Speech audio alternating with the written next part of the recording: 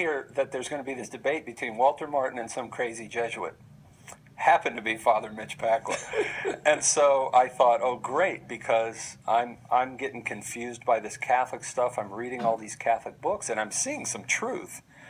And so Dr. Martin was going to come to the rescue and destroy this Father Pacwa guy and set me straight. But things didn't go according to plan. Because in that debate, you made some points there that I could not shake.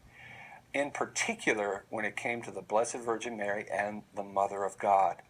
And there were other things. The calling priest father, I thought you just really got some zingers in there that he couldn't respond to.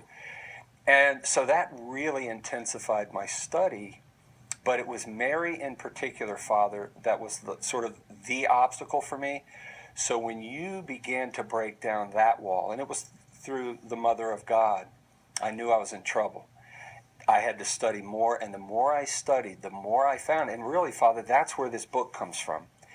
I had a passion to study this in order to disprove it, but as I began to see the truth of the Blessed Virgin Mary, I fell in love with her. And I began to see that in the Blessed Virgin Mary, we see, as you prayed earlier when we were praying before coming on the air, we see God revealed to us. She reveals the Trinity to us. She reveals who Jesus is to us. And she also, I discovered, reveals who we are as well. And in that book, I go through the 6 Marian doctrines. And one thing I really want to emphasize is this is not only an exhaustive apologetic where we answer, as you in your blurb say, just about every conceivable question that's asked or objection to the Blessed Virgin Mary. But we also, I think, very importantly, point out why each one of these doctrines is crucial for our spiritual lives.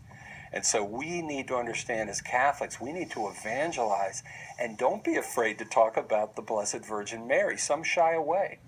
The Catechism of the Catholic Church in paragraph 971 tells us that devotion to the Blessed Virgin Mary is intrinsic to Christian worship. This is something we need to know. Doctrinally, we need to know her personally, and we need to share. I did a couple Bible studies, one on Mary, one on the Mass, and I pointed out something that struck me.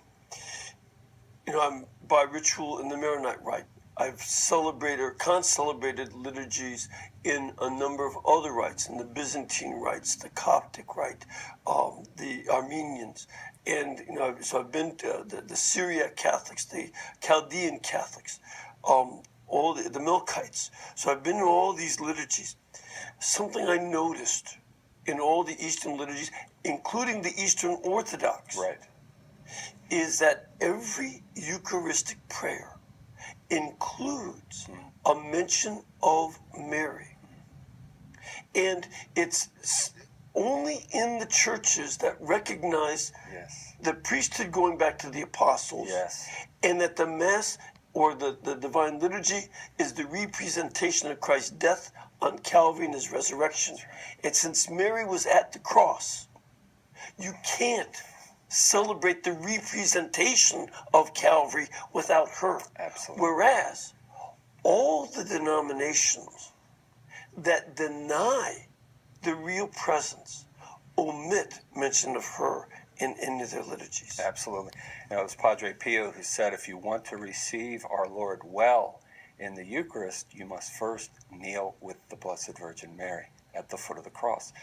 One of the more recent titles of the Blessed Virgin Mary is Mother of the Eucharist. Yes. In the book, I talk about how that the Church has developed in her understanding, never changing anything substantially, but at the end of writing this book, Father, I thought, oh my goodness, I'm going to have to write another one because there's so much in the afterword. I talk about that, just diving into that sort of newer title of the Blessed Virgin Mary, Mother of the Eucharist. It's so profound because there's a connection to our everyday lives and understanding that Mary's role in God's plan of salvation and in our lives is an ongoing reality. Yes. She's with us every time we receive the Eucharist. Yeah.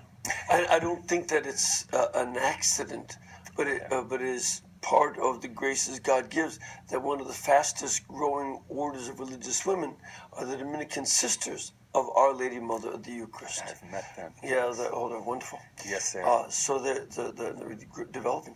Now,